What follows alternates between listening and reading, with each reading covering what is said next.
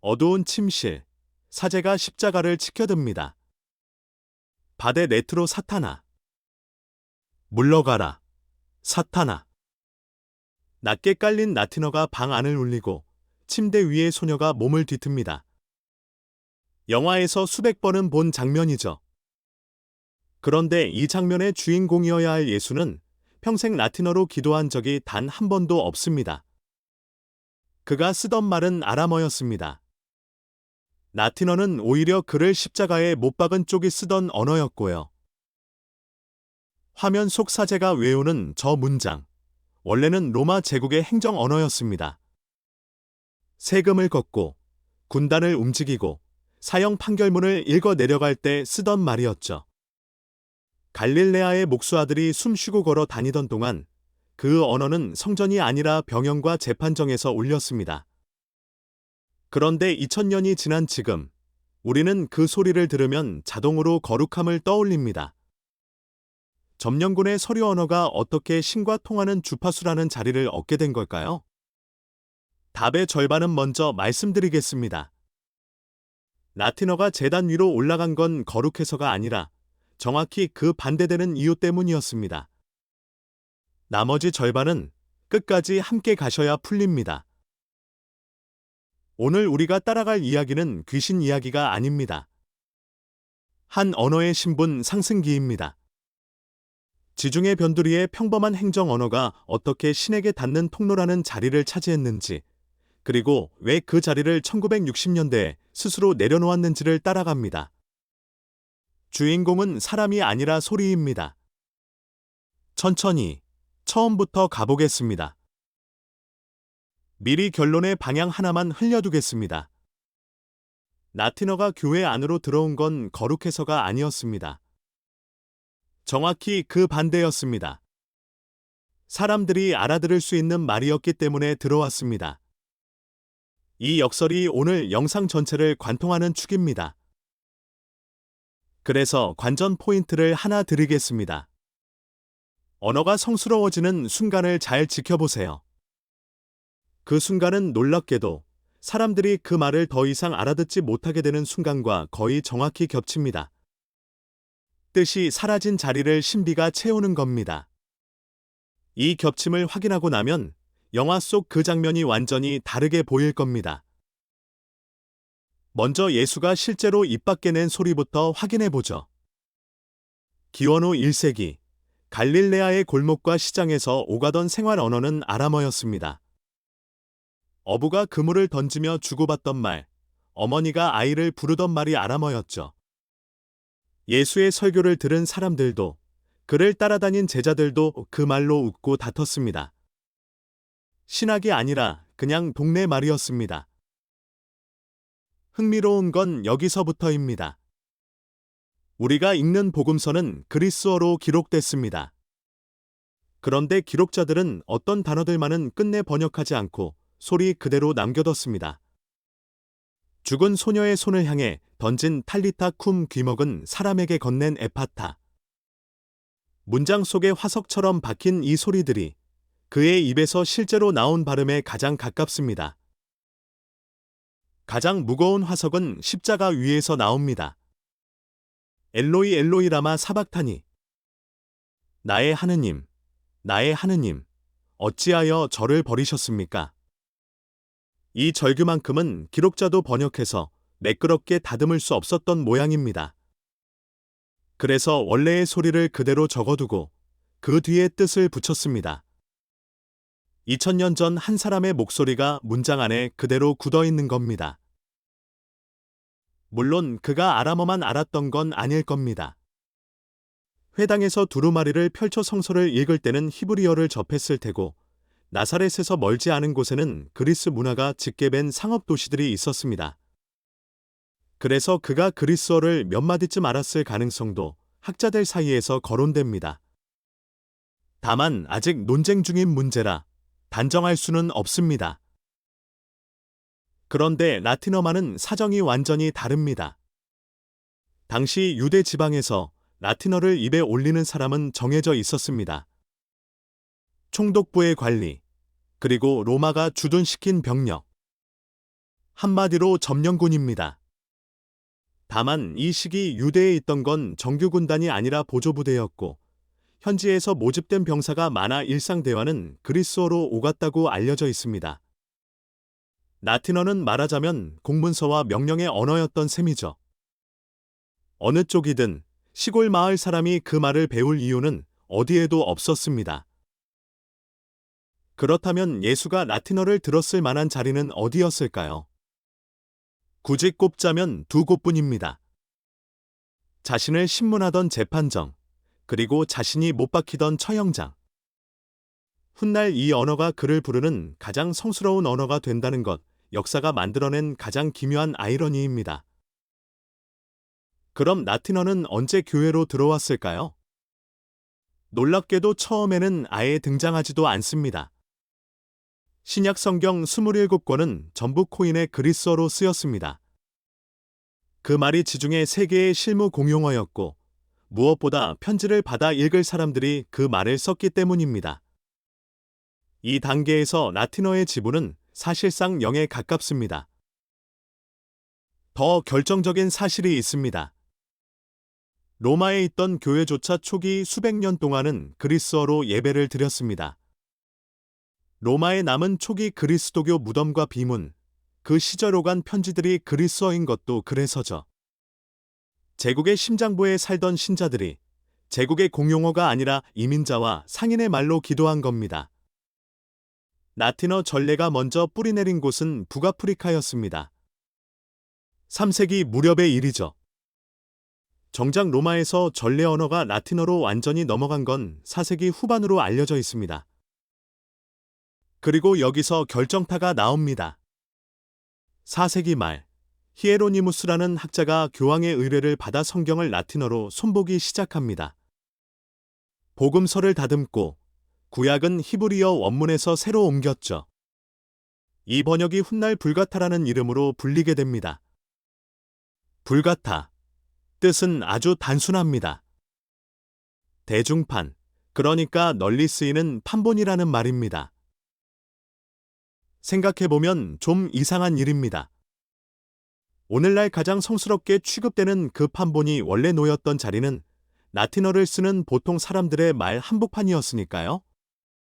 히에로니무스가 내세운 명분은 뒤죽박 죽이던 옛 사본을 바로잡겠다는 것이었습니다. 하지만 그가 택한 언어는 결국 서방 사람들이 시장에서 실제로 쓰던 말이었죠. 어려운 그리스어와 씨름하지 않아도 자기 말로 읽을 수 있게 된 겁니다. 그러니까 라틴어는 신비의 언어로 들어온 게 아닙니다. 정확히 그 반대편에서 들어왔어요. 이 출발점을 기억해 두세요. 뒤에서 완전히 뒤집힙니다. 이제 라틴어가 거룩해지는 과정을 볼까요? 그 근거로 가장 자주 동원된 건 뜻밖에도 십자가 위에 걸린 죄패였습니다. 요한복음은 그 명패가 히브리어와 라틴어와 그리스어, 이렇게 세 언어로 적혀 있었다고 전하죠. 여기서 아주 이상한 생각 하나가 자라납니다. 세상에는 거룩한 언어가 셋 있다는 관념입니다. 명패는 원래 조롱이었습니다. 유대인의 왕이라는 죄목을 세 언어로 적어서 지나가는 사람 모두가 읽게 만든 로마식 처형 게시물이었죠. 그런데 수백 년이 지나자 이 게시물이 언어의 등급표처럼 읽히기 시작합니다. 신이 직접 골라준 언어가 셋 있고 나머지는 그 아래에 있다는 논리로요. 이 논리가 실제로 무기가 된 장면이 있습니다. 9세기 두 선교사가 슬라브 사람들에게 그들 자신의 말로 예배를 드리게 하려고 문자를 만들고 전례문을 옮겼습니다. 그러자 성스러운 새 언어가 아니면 안 된다는 반대가 쏟아졌죠. 언어의 신성함이라는 말은 이 시점부터 신학의 문제가 아니었습니다. 누가 예배를 통제하느냐의 문제였죠. 그러는 사이라틴어 자체도 조금씩 굳어갑니다. 사람들이 실제로 쓰던 라틴어는 지역마다 갈라져서 프랑스어가 되고 에스파냐어가 되고 이탈리아어가 됐습니다. 반면 교회가 쓰는 라틴어는 책 속에 그대로 멈춰 섰죠. 살아있는 말과 제단 위의 말이 서서히 다른 언어가 되어간 겁니다. 그 격차를 보여주는 기록이 남아 있습니다. 9세기 초, 교회는 사제들에게 이렇게 지시해야 했습니다. 설교만큼은 사람들이 실제로 쓰는 말로 하라고요. 이런 지시가 필요했다는 건 이미 신자들이 미사의 라틴어를 알아듣지 못하고 있었다는 뜻입니다. 알아들으라고 들여온 언어가 알아들을 수 없는 언어로 바뀌는 순간이죠. 그리고 16세기, 판이 완전히 뒤집힙니다. 종교개혁이 터지고 개혁자들은 자국어 성경과 자국어 예배를 전면에 내세웁니다. 인쇄기에서 쏟아져 나온 자기 나라 말 성경을 사람들이 직접 읽기 시작한 겁니다. 그러자 라틴어는 단순한 전래 언어가 아니게 됩니다. 가톨릭 정통성의 표식이 된 거죠. 라틴어를 쓴다는 건 이제 자기가 어느 편에 서 있는지를 선언하는 행위였습니다. 트리엔트 공의회를 거치며 통일된 미사 전례서가 정비되고 인쇄수를 타고 전 세계로 퍼져나갑니다. 효과는 실제로 강력했습니다. 리스본에서든 멕시코시티에서든 마카오에서든 똑같은 소리와 똑같은 몸짓으로 미사가 집전됐으니까요. 어느 항구에 내리든 귀에 익은 그 소리가 들렸다는 건 당시로선 엄청난 경험이었을 겁니다. 그러니까 이 시기에 언어의 불투명함은 결점이 아니었습니다. 오히려 두 가지 자산으로 환산됐죠. 하나는 어디서나 똑같다는 보편성, 다른 하나는 알아들을 수 없기에 생기는 신비감입니다. 뜻이 막히자 소리가 힘을 얻은 겁니다. 그리고 이 400년이 우리 머릿속 그 이미지의 진짜 원산지입니다. 신자들은 뜻을 몰라도 소리를 통째로 외웠습니다. 알아듣지 못하는 낭송은 사람과 사람 사이의 대화로 들리지 않았죠. 신을 향해 쏘아 올리는 주문처럼 들렸습니다. 영화가 훗날 그대로 가져다 쓰게 될 분위기가 여기서 완성된 겁니다. 그런데 이 400년의 흐름을 끄는 건 뜻밖에도 외부의 공격이 아니었습니다. 교회 스스로였죠.